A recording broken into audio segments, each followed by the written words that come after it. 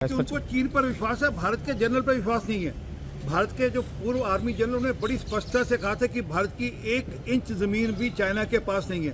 परंतु ये तो चाइना का एजेंडा चलाते हैं, ये तो करारनामा साइन कर आए हैं, कम्युनिस्ट पार्टी ऑफ चाइना के साथ अंगूठा लगाकर देकर आए हैं। और इसलिए जो चाइना बुलवाना चाहता है वो चाइना के बादशाह यहाँ बोलते हैं, वह ऊटपटांग से बयान देते हैं। उनको आरएसएस के बारे में पता नहीं।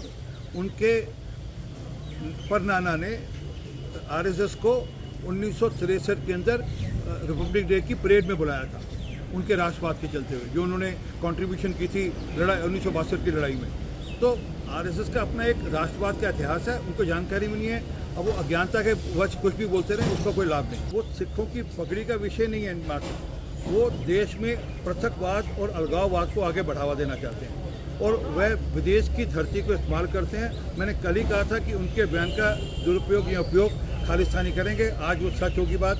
आज सिख फॉर जस्टिस ने उनके बयान का उपयोग किया और कहा कि हम भी यही बात कहते हैं और हम राहुल गांधी के बयान का समर्थन करते हैं। आप विदेश की धरती पर जाकर इस प्रकार का बयान देंगे तो ऐसा ही होगा। और ये इस प्रकार से हुआ जिस प्रकार से जब कश्मीर से 370-35 हटाई गई थी, उन्होंने अगले दिन कहा था कि कश्मीर में कत्लो गैरत हो गया, खून खराबा हो रहा है, और जबकि सच था कि ज़मीन पर कुछ नहीं हुआ था। परंतु थोड़े दिन बाद वही बयान इमरान खान ने यूएन असेंबली में यूज़ किया था।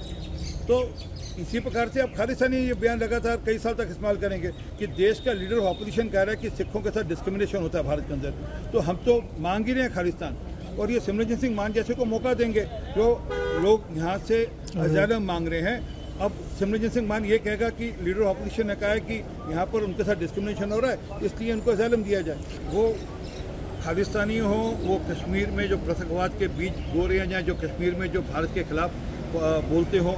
इला उमर वो है जिसने वहाँ पे रेजोल्यूशन पास किया भारत के खिलाफ। इला उमर वो है जिसने 335A का विरोध किया था, कि हटाने का विरोध किया था। तो अब ये जवाब तो कांग्रेस पार्टी को देना है कि उनका स्टैंड क्या। हम तो लगातार कह रहे हैं कि ये वोट बैंक की राजनीति के चलते किसी हद तक जाएंगे, क्योंकि कश्मीर में चुनाव हैं, इसलिए इला उमर से मिलकर उसका फोटो भेज रहे हैं, और ताकि अपना एक टारगेट ऑडियंस है जो उनका एक वोट बैंक है, उसको ये टारगेट करने के लिए इस प्रकार की पिक्चर भी खिंचवा रहे हैं और मुलाकातें भी कर रहे हैं। जवाब इनको देना है कि ये बड़ा कोई षड्यंत्र है, ये क्या षड्यंत्र है, इसका जवाब इनको देना। चलिए 370-35A के बारे में सुप्रीम कोर्ट ने ऑलरेडी फैसला दे दिया है। अब वो फुल बेंच ने फैसला दिया है, उनको अधिकार है रिव्यू पिटीशन डालने का। परंतु 370-35A का मामला खत्म हो चुका है और उसमें कोई आगे रास्ता है नहीं। अब्दुल्ला ये बताएं कि क्या वह जो आतंकी हैं उनके रिश्तेदारों को नौकरी देंगे, ये उस बात पे टिके हुए हैं। क्या पत्थरबाजों को रिहा करेंगे, इस बात पे टिके हुए हैं। क्या पाकिस्तान के साथ बातचीत शुरू हो और पाकिस्तान से ट्रेड शुरू हो, इस बात पे टिके हुए हैं। इसका जवाब उमर अब्दुल्ला को और राहुल गांधी को देना है।